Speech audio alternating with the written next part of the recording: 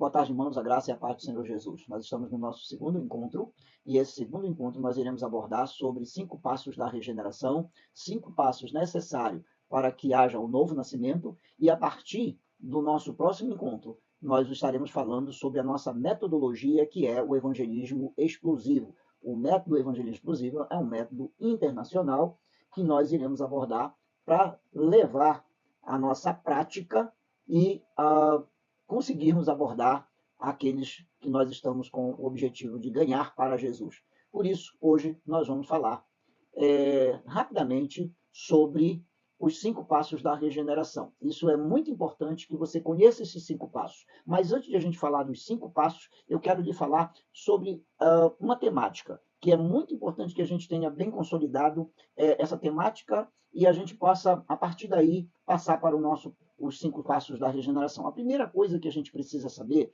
é que não há salvação sem arrependimento. Então, escreva isso. Não há salvação sem arrependimento. A segunda coisa é que não há arrependimento sem convicção de pecado. Então, não há salvação sem arrependimento, não há arrependimento sem convicção de pecado, e não existe convicção de pecado sem confrontamento da lei de Deus. Ou seja, vamos fazer os passos ao contrário. O pecador precisa ser confrontado com o padrão de santidade de Deus, para que ele possa, então, ter consciência, conhecimento do seu estado de pecador, para que ele possa, então, seguir para o arrependimento e, a partir do arrependimento, ele possa alcançar a salvação. Então, primeiramente, isso é o básico, é a mensagem básica.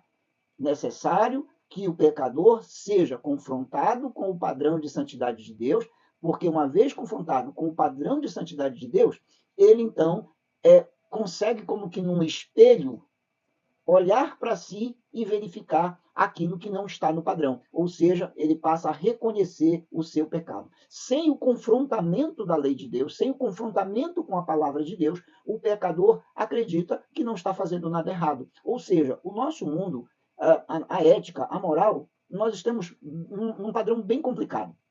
Então, as pessoas acreditam que tudo que elas estão fazendo não está errado.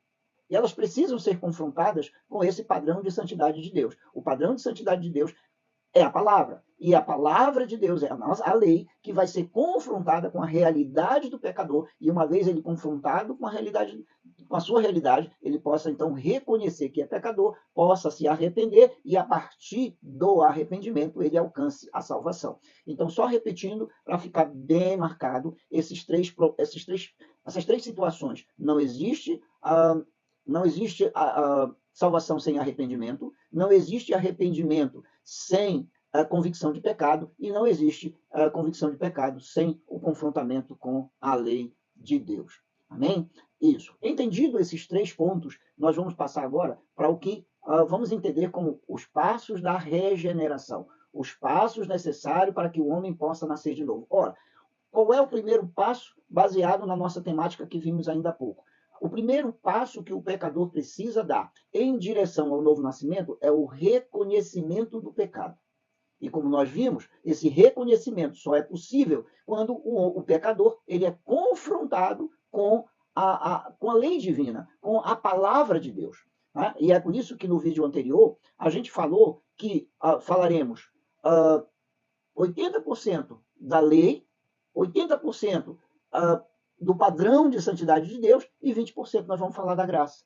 Por que 20% da graça e 80% nós vamos falar da lei? A gente virou legalista, nós vamos agora agir pela lei, e aí os dispensacionalistas separam o tempo da lei e o tempo da graça. É fundamental que a gente compreenda que a lei também é graça. Na instituição da graça, a aplicação da lei foi necessária para Ananias e Safira, quando a mentira na intenção de enganar o Espírito de Deus. Então, a lei não é substituída pela graça. A lei também é graça. O que ocorre é que as pessoas, as pregações, as nossas mensagens, muitas vezes estão mais voltadas apenas para o perdão, para o amor, para a misericórdia. E o que acontece? Em função do excesso de mensagem que valoriza apenas o amor, a misericórdia e a graça divina, o pecador entende que Deus é só graça, misericórdia, misericórdia e amor, e amor, e amor. E por conta disso, o pecador não é confrontado com aquilo que é a sua realidade. Ele não é confrontado com o padrão de santidade de Deus. E aí ele não reconhece que é pecador. O que nós temos vivido, inclusive, a gente vê isso muitas vezes nos crentes dentro da própria igreja. Dentro da própria igreja, nós vemos uma série de pessoas vivendo uma vida que não está no padrão de Deus, mas que elas se consideram, que elas acreditam estar, como João Batista falou, na beira do rio, na beira do Jordão, sendo batizado como raças de víboras que estão tentando fugir da ira divina, dando o seu dízimo ou estando dentro da igreja. Por quê? Porque não são confrontados, porque a palavra está mais voltada 80% e às vezes até 100% voltado apenas para a graça, para a misericórdia e para o perdão. E muito pouco as pessoas sendo confrontadas com a realidade do seu pecado, com o confrontamento do padrão de santidade de Deus, e aí o que acontece é que quando elas acabam por serem confrontadas com o padrão de santidade de Deus, elas acabam se desviando, saindo do caminho, ou batendo o pé, ou esperneando. Então esse é um problema grave em diversas igrejas, ou em todas as igrejas, muitas vezes está acontecendo isso. As pessoas estão dentro da igreja, estão vivendo isso, mas não têm o reconhecimento do pecado, porque não são... receberam a Cristo, mas receberam a Cristo apenas o Cristo da graça, o Cristo da misericórdia, o Cristo do amor. Não foram confrontados verdadeiramente com o seu pecado. E aí, quero direcionar e retornar de que nós só podemos alcançar a salvação através do arrependimento. E arrependimento só existe se houver convicção de pecado. E convicção de pecado só se tem quando é confrontado com o padrão de santidade de Deus, ou seja, pelo padrão que está na palavra de Deus. Esse é o padrão. Esse é o padrão de santidade. Fora desse padrão de santidade aqui, as pessoas estão aderindo ao cristianismo, mas não estão se arrependendo dos seus pecados. Então, voltando ao primeiro passo. O primeiro passo é reconhecimento de pecado. Reconhecimento de pecado se dá com o confrontamento da lei de Deus com o padrão de santidade divino. Esse é o primeiro passo.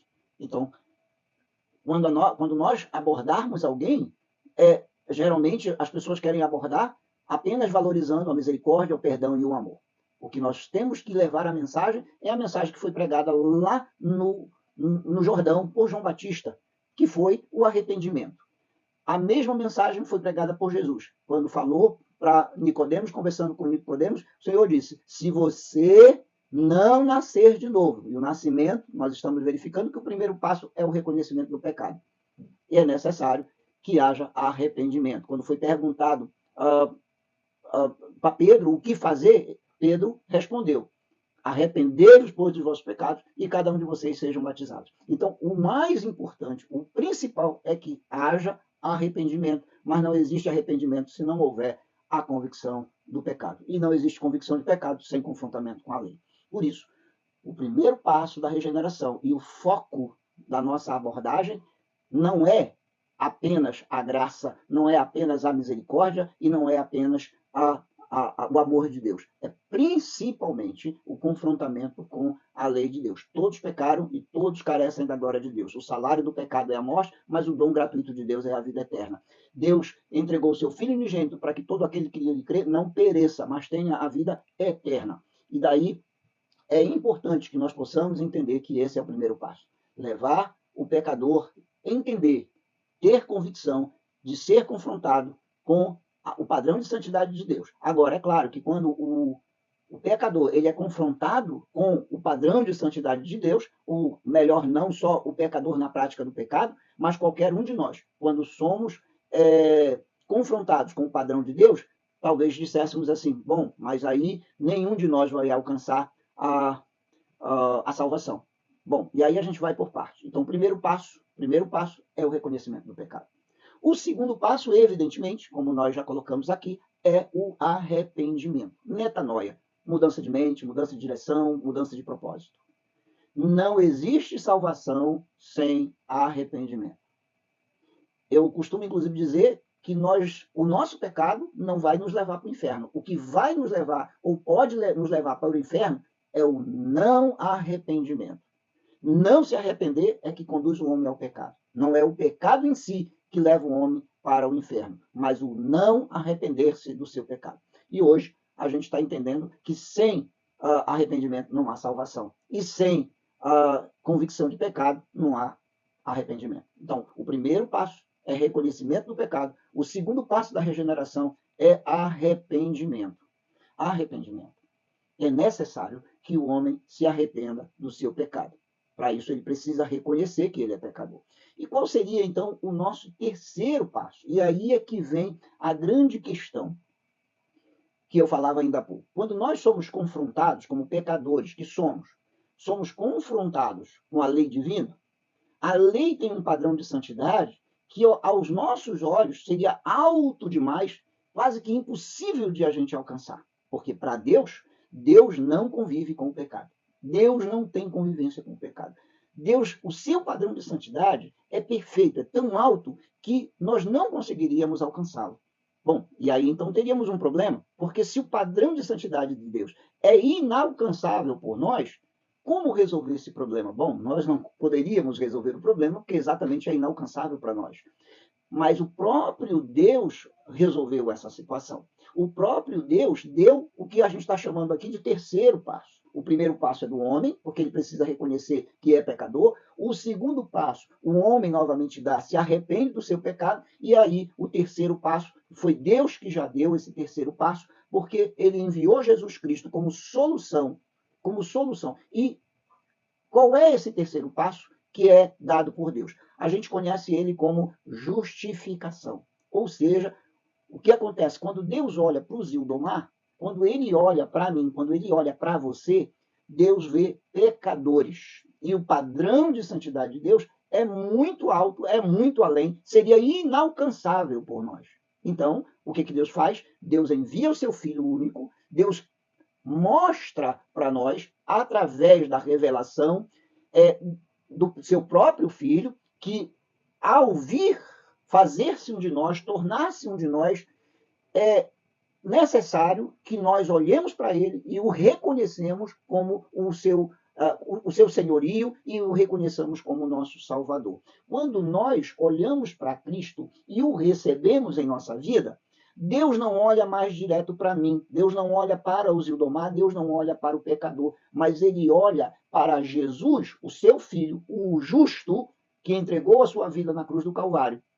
E em Cristo nós fomos feitos o quê? Nós fomos feitos herdeiros e co-herdeiros com ele. Mas para isso, na justificação, é necessário, portanto, que o pecador reconheça o seu pecado, se arrependa do seu pecado e decida receber Jesus Cristo como seu único e suficiente Salvador. Quando ele recebe Jesus Cristo como o seu único e suficiente Salvador, é como se ele tivesse escondido na pessoa de Jesus. Então, quando Deus olha, Deus não vê o Zildomar, Deus vê Jesus no Zildomar. E aí, o padrão de santidade em Jesus é possível que o Zildomar seja alcançado. Por quê? Porque quando Cristo, lá na cruz do Calvário, ele disse, tetelestai, ele disse, está pago, está quitada a dívida. Eu quitei a dívida, eu sanei o problema. Problema que o Zildomar não podia sanar, problema que você não podia sanar, problema que nós não poderíamos pagar nenhum preço. Então, como a gente não poderia pagar, Jesus foi lá na cruz e pagou, quitou aquela dívida. Ele disse, tetelestai, está pago, está consumado, está cumprido o que eu vim fazer. Ou seja, ele me justificou, porque eu de mim mesmo não alcançaria a justificação. Então, esse é o terceiro passo. E uma vez justificado, diz a palavra de Deus que todo aquele que crê, né, aquele que entregar a sua vida, e a palavra de Deus, assim, ela é muito clara, muito objetiva, porque a gente ouve nas religiões dizendo assim, todo mundo é filho de Deus, todos são filhos de Deus. Não existe uma mentira mais larga do que essa, de que todos são filhos de Deus. A palavra de Deus não diz isso. A palavra de Deus diz que a todos quantos o receberam, a esse deu-lhes o poder de serem chamados filhos de Deus. Nosso quarto passo. Então, o homem, primeiro, ele reconhece que é pecador. Segundo, ele se arrepende do seu pecado, porque quando ele é confrontado com a lei divina, quando ele é confrontado com o padrão de santidade de Deus, ele precisa se arrepender. E quando ele se arrepende, ele é justificado. E ele é justificado pelo justo, o justo que morreu na cruz do Calvário e disse, tetelestai, eu paguei o preço por ele. Aquilo que ele não podia alcançar, eu alcancei por ele. E uma vez que Jesus nos justifica, nós somos ou nos tornamos filhos. Veja, quantos filhos Deus tem? É uma pergunta. Quantos filhos Deus tem? Talvez alguém poderia dizer, bom, não dá para contar porque Deus tem muitos filhos, todos nós somos filhos de Deus. Não. A palavra não fala que Jesus é o primogênito. A palavra de Deus diz que ele é o unigênito. Ele é o único filho que tem a natureza do Pai. Nós somos filhos adotivos. Por meio da adoção, por meio da filiação, que é o nosso quarto passo da regeneração, é possível nós nos tornarmos herdeiros e co-herdeiros com Cristo. Por isso que na Santa Ceia o Senhor Jesus diz assim, eu vos dou novo mandamento. Eu vos dou o novo testamento. Porque agora o nosso nome é colocado no testamento como herdeiros. Mas somos herdeiros com Cristo. Somos herdeiros quando nós entregamos a nossa vida a Cristo. Se nós não entregamos a nossa vida com Cristo, se nós andamos sem Cristo, se nós não entregamos plenamente a nossa vida, se não somos justificados por Ele, nós não somos filhos, somos apenas criaturas. Então, voltando para cada passo, o homem se reconhece que é pecador através do confronto com a palavra de Deus. Quando ele vê o padrão de santidade de Deus, ele é confrontado, reconhece sua realidade e aí então ele passa a reconhecer que ele é pecador. Uma vez que ele reconhece que é pecador, ele tem que tomar uma atitude de arrependimento, de mudança de mente, de mudança de direção, de mudança de propósito. E aí ele, uma vez feito isso, ele é justificado pelo justo, justificado por Jesus Cristo. E uma vez justificado por Jesus Cristo, ele, portanto, agora passa a ser filho, filho adotivo. Ele é filho adotivo, através da filiação. E aí, vemos para o nosso quinto e último passo, que esse quinto passo nada mais é do que a santificação. Bom, sem santificação, diz a palavra, ninguém verá a Deus. Sem santificação, ninguém vai ver a Deus. E aí é o último passo para que haja uma regeneração, para que haja um novo nascimento. E o que é, portanto, a santificação? Santificar, a palavra kadosh ou a palavra agion significa separados. Uma vez que você se torna filho, você é separado do mundo e é separado para Deus. E quando você é separado do mundo e é separado para Deus, há uma grande diferença, porque você não é apenas separado, você é separado de alguma coisa para alguma coisa. Então é importante lembrar que santidade é uma separação, um divisor de água, é um divisor de atitudes, é um divisor de compromisso, é um divisor que nos faz entender o verdadeiro plano de Deus para a salvação. Aí nós completamos o ciclo dos passos, dos 5 passos, para que haja, portanto, uma regeneração, ou seja, um gerar novamente, para nascer de novo. E aí a santificação nada mais é do que o processo de identificação com a pessoa, com a personalidade, com o temperamento e com a natureza de Jesus Cristo. Quando nós buscamos o padrão de santidade de Jesus, nós então estamos buscando o padrão de santidade de Deus. E aí, quando buscamos, portanto, isso é um processo, não é um ato imediato. O ato imediato começa com: eu reconheço que sou pecador, eu me arrependo do meu pecado, sou justificado pelo justo que é Jesus, me torno filho. Até aqui nós temos dado passos que são atos, são atitudes imediatas. E o selo do Espírito Santo nos torna aqui filhos. E aí vimos para o quinto passo, que não é um ato, é um processo. E esse processo, ele é contínuo, ele é dia a dia, ele é a cada minuto, ele é a cada momento, é a vida vivida, vivendo a vida de Jesus Cristo. À medida que nós vivemos a vida de Jesus, à medida que Jesus passa a ser o nosso exemplo, o nosso modelo, e aí vem o tema daquele livro, o que faria Jesus em nosso lugar? É uma pergunta que ela ecoa muito na nossa vida, porque cada atitude minha, cada atitude nossa, cada atitude do pecador, ele tem que primeiramente perguntar: o que faria Jesus no meu lugar? O que faria Jesus nessa ou naquela situação? Por isso, querido, eu quero fechar com você esse entendimento, porque nós vamos partir para o método, nós vamos partir para a evangelização propriamente dita, nós vamos partir para os passos que devemos dar na abordagem da nossa evangelização. Mas eu precisava que a gente verificasse primeiramente essas coisas. Então eu vou só recapitular. Nós não precisamos de nada mais além do que do Espírito Santo para que a gente possa compartilhar aquilo que o Espírito Santo fez na nossa vida. E o que o Espírito Santo de Deus fez na nossa vida? Bom, a primeira coisa que o Espírito Santo de Deus fez na minha vida foi me dar consciência de que eu sou pecador. E como é que o Espírito Santo fez isso? Através do confrontamento da palavra, através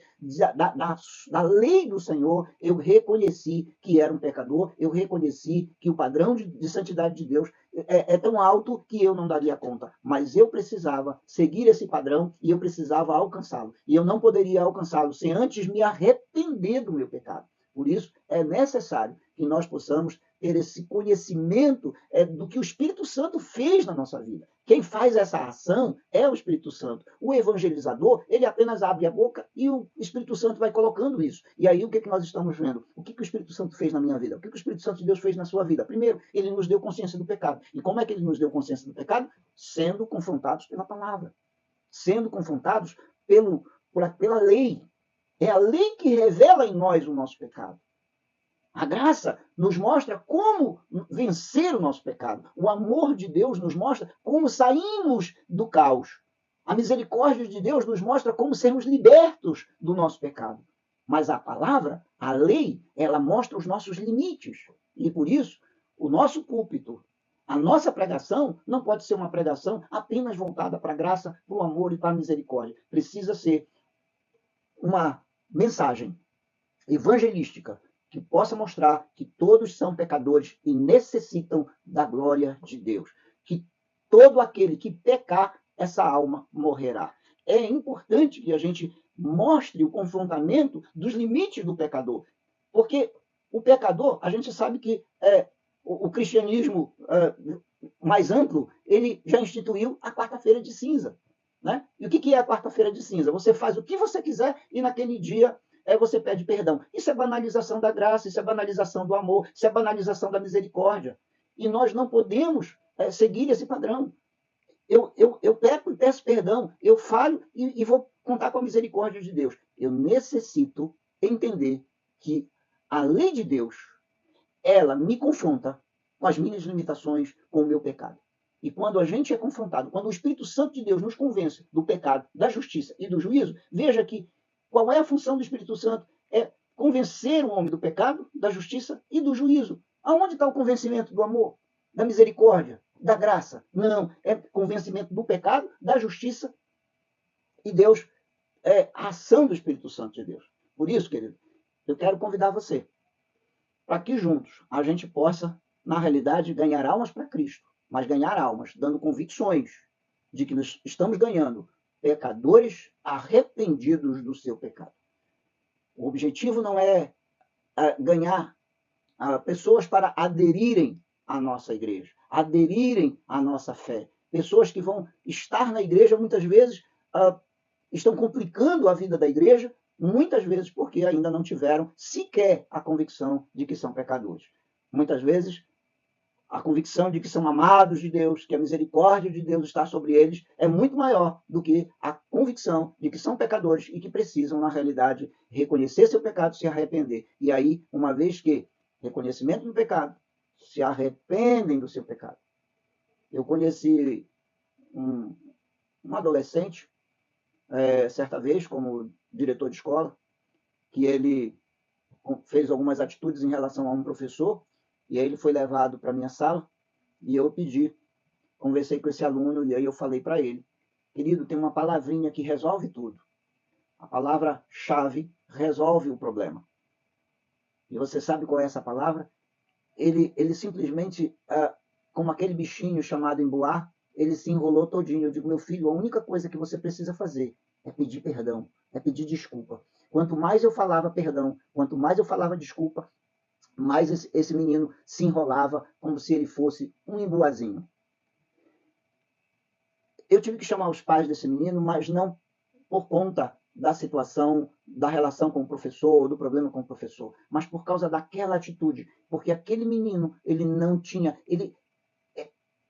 dava para perceber o quanto ele se torcia, porque ele não era capaz de pedir desculpa, ele não era capaz de pedir perdão. Às vezes a gente está com muitas pessoas que não conseguem reconhecer seu erro e por isso não se arrependem. Há muitas pessoas que às vezes não estão só lá fora, às vezes estão dentro da igreja, mas há muitas pessoas lá fora que precisam reconhecer o seu pecado. Nós não podemos estar vivendo com pessoas que a cada vez que são confrontados com seus erros, com seus pecados, elas travam e se enrolam como um emboate, tentando se proteger para não ter que pedir perdão, para não ter que se arrepender, para não ter que mudar de direção, para não ter que mudar de propósito. Então, é fundamental que a gente compreenda isso. Então, eu quero fechar essa aula de hoje e, a partir de amanhã, nós vamos estar falando sobre o evangelismo explosivo e cada passo dele. Mas, só recapitulando nossa aula de hoje. Primeiro, não há salvação sem arrependimento. Não adianta. Jesus mesmo nos disse, muitos naqueles dias irão dizer, eu era Senhor, Senhor, apartai-vos de mim, malditos, porque eu não vos conheço. Ao contrário daquele homem que estava na cruz, que não teve muitas oportunidades de estar com Jesus, mas na oportunidade que ele foi confrontado com o sacrifício remissor de Jesus, ali na cruz, lado a lado com Jesus, ele conseguiu verificar o seu pecado. Quando o outro dizia que era para Jesus salvá-los, salvar a todos, ele disse, eu sei porque eu estou aqui na cruz. Eu sei o que eu fiz, eu sou merecedor, mas ele nada fez. Ele conseguiu ver Jesus, o justo. Ele conseguiu, no ato, naquele momento, dizer, lembra-te de mim quando estiveres no paraíso. Ele conseguiu pedir perdão pelo seu pecado. Ele conseguiu reconhecer que era pecador. Veja, duas atitudes que o conduziram à salvação. O reconhecimento do pecado, o arrependimento, a justificação. E, evidentemente, naquele ato, naquele momento, quando Jesus diz para ele, ainda hoje tu estarás comigo no paraíso, Jesus estava dizendo, agora você é meu irmão, você é herdeiro junto comigo, e você vai estar no mesmo lugar, na mesma casa, aonde eu estiver, você vai estar também, porque você é meu irmão. Então, preste bem atenção agora. Esses passos. Não existe salvação sem arrependimento. Não existe arrependimento. Não existe arrependimento sem convicção de pecado. E não existe convicção de pecado se não houver confrontamento com a lei, com a palavra de Deus. Para isso, esses 3 passos, eles vão gerar a nossa mensagem. Eles vão gerar como nós vamos conduzir e abordar. E aí, a partir dessa abordagem, nós vamos falar da necessidade que o pecador tem. Tá? Nós vamos ver quem é o pecador. Nós vamos mostrar para o pecador que ele precisa reconhecer que ele é pecador. E como é que nós mostramos isso? Pela palavra, pelo confrontamento da palavra. Uma vez que ele reconheça, ele precisa se arrepender, porque sem arrependimento não há salvação. Ele se arrependendo do seu pecado, ele é justificado por Cristo. Ele, no ato do reconhecimento, ele é justificado. Ou seja, ele se torna um justo na pessoa de Jesus Cristo. Ele passa a ser olhado por Deus pelo padrão de santidade. Não porque nós possamos ter alcançado o padrão de santidade, mas porque Cristo alcançou e nos justificou, pagou o preço. Ele nos justificou. Nesse ato, nós somos considerados filhos. Se nós o recebemos, nós somos, a partir daí, temos o poder de sermos chamados filhos de Deus. Filho de Deus não é apenas uma condição, é um poder. É um poder. E aí, evidentemente, segue-se a regeneração, o novo nascimento, com uma separação. Por isso, separar do mundo é separar-se para Deus. Tem como viver as duas coisas? Quem ama o mundo não pode amar a Deus. Essa é a palavra, é o confrontamento da palavra. Então, querido, peço que você entenda esses passos, peço que você escreva esses passos, os 3 primeiros, as primeiras 3 temáticas e também os 5 passos, porque a partir daí nós vamos aplicar metodologia. E aí amanhã nós vamos entender todos esses passos a partir da nossa próxima aula. Vamos estar entendendo passo a passo o Evangelismo Explosivo. Um grande abraço, beijo a todos, que Deus abençoe e que a graça do Espírito Santo esteja sobre nós no entendimento dessa palavra. Em nome de Jesus, amém.